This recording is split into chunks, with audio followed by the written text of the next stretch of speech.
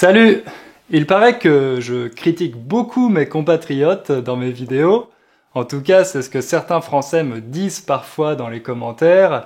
On m'a même accusé de faire du French bashing, ou French bashing, comme on le prononce chez nous. Mais je leur réponds, qui aime bien, châtie bien. Châtier, c'est un verbe ancien qui veut dire punir. On ne l'utilise plus vraiment aujourd'hui. En gros, cette expression signifie qu'on a tendance à être plus dur, plus exigeant avec les personnes qu'on apprécie. Moi, j'aime la France et mes compatriotes, donc parfois je suis assez dur, assez critique, parce que justement, j'aimerais que les choses soient encore meilleures. Et puis, j'ai envie d'être honnête avec vous, de vous montrer aussi nos défauts, nos côtés négatifs, pas seulement la Tour Eiffel, les croissants et Amélie Poulain, comme dans certains manuels de français. D'ailleurs, j'en profite pour faire une petite annonce. Les inscriptions pour mon cours intermédiaire viennent d'ouvrir. Dans ce cours, il y a 30 leçons sur la société française et le monde francophone, mais aussi des explications de grammaire, des exercices de phonétique sur le français informel, et un groupe privé pour parler avec les autres étudiants. Si vous voulez en savoir plus, il y a le lien dans la description. Les inscriptions sont ouvertes jusqu'à jeudi prochain. Mais revenons au French bashing. En réalité, c'est un phénomène très ancien qui est apparu au Moyen-Âge. À cette époque, notre occupation préférée, c'était de faire la guerre à nos voisins anglais. En 1066, le duc de Normandie, Guillaume le Conquérant, gagne la bataille d'Hastings et devient roi d'Angleterre. Comme vous pouvez l'imaginer, cette défaite n'a pas plu aux Anglais, ils n'ont pas apprécié. Donc apparemment, c'est à ce moment-là qu'ils ont inventé l'expression « Always blame the French ». Donc on peut considérer ça comme le début du French bashing. Alors, on va pas faire de cours d'histoire, mais en résumé, cette rivalité entre la France et l'Angleterre a continué jusqu'au début du XXe siècle, et tout au long de l'histoire, cette tradition de critiquer les Français s'est renforcée avec d'autres clichés. Par exemple, notre célèbre surnom de Froggies, à cause de notre cuisine. Et nous, en retour, on s'est mis à appeler les Anglais les roast beef. Mais attention, je précise que je parle seulement de l'Angleterre, parce qu'en Irlande, en Écosse ou au pays de Galles, il n'y a pas de French bashing, ou en tout cas beaucoup moins. Au contraire, j'ai l'impression qu'on est plutôt apprécié là-bas, vu qu'on a un ennemi commun. Au XXe siècle, les choses ont changé. On est enfin devenus amis avec l'Angleterre pour affronter l'Allemagne pendant les 2 guerres mondiales. Mais le French bashing n'a pas disparu pour autant, il est toujours présent, surtout dans les médias et les discours de certains politiciens. Ils disent qu'on est paresseux, qu'on ne travaille pas, qu'on est tout le temps en grève et qu'on paye trop d'impôts.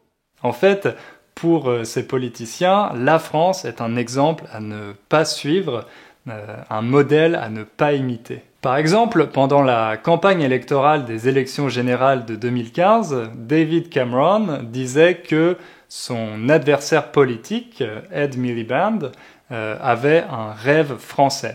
Ce rêve français, c'était une société avec beaucoup de taxes et peu de travail. Il y a aussi Boris Johnson, quand il était maire de Londres, qui avait invité les Français les plus riches à venir s'installer pour éviter de payer les impôts en France, qu'il appelait la pire tyrannie depuis 1789.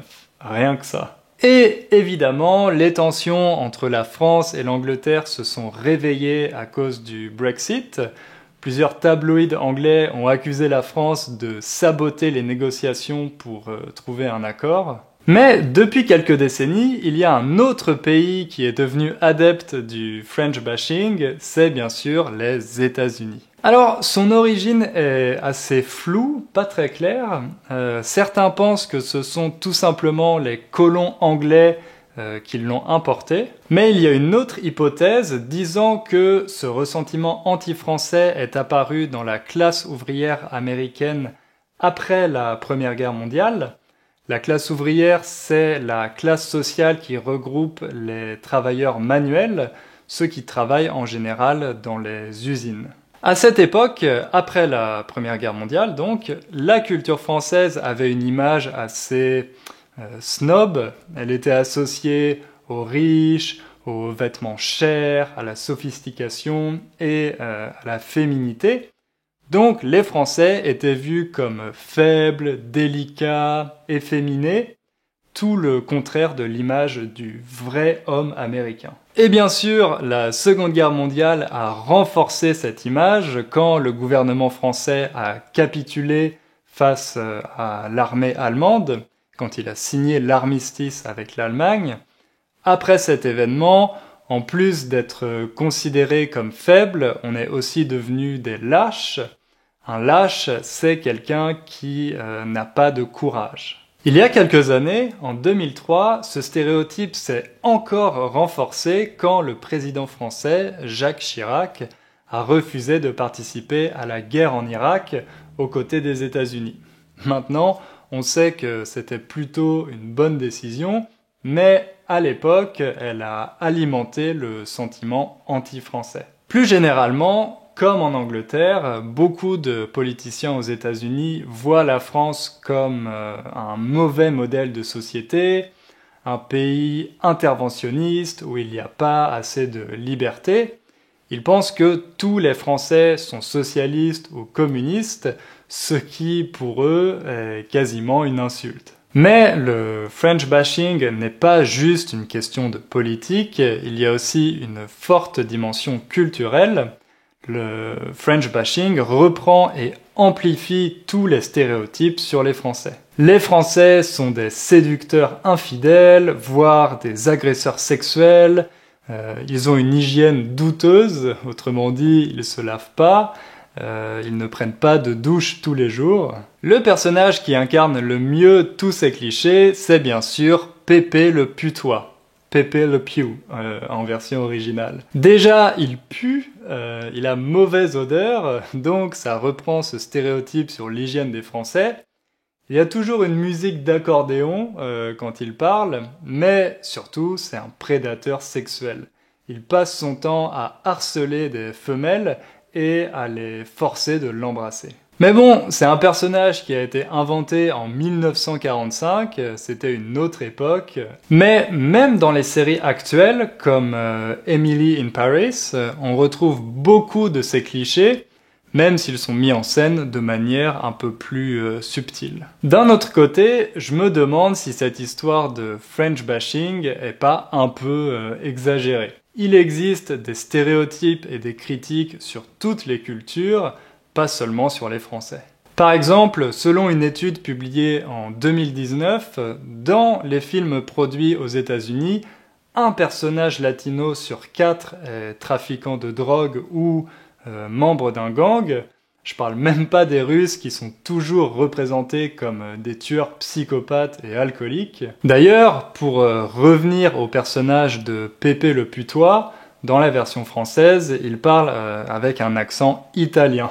Parce que oui, on a exactement ce même stéréotype de séducteur-agresseur sur nos voisins italiens. Ma chérie, comme tu es belle, je me sentais si seule tout le temps sans toi. Bien sûr, on a aussi plein de clichés sur l'Angleterre et les États-Unis. La liste est longue et c'est pas vraiment le sujet de cette vidéo.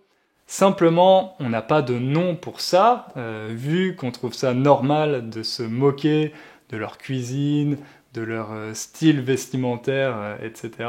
Au final, je me demande si c'est pas nous qui avons inventé le French bashing. Oui, parce que nous, les Français, on n'apprécie pas trop les critiques. C'est subjectif, mais d'après mon expérience, je trouve qu'on a moins d'autodérision que les Anglais, par exemple. On a du mal à rire de nous-mêmes. Donc, mettre toutes ces critiques sur le compte du French bashing, c'est une façon de s'en protéger.